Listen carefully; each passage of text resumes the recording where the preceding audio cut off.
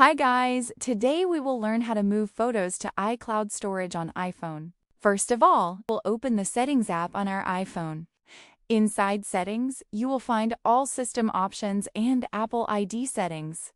This is where we control iCloud and storage options. Next, at the top of the screen, tap on your name or Apple ID profile. This section contains all your iCloud account and device settings. We need to go inside this to manage photo backup. Now scroll slightly and tap on the iCloud option. This will open all cloud storage settings linked to your account. Here we can decide what data we want to store in iCloud. Inside iCloud settings, look for Photos and tap on it. This is where we control photo syncing and backup options. By enabling it, your photos will start moving to iCloud automatically.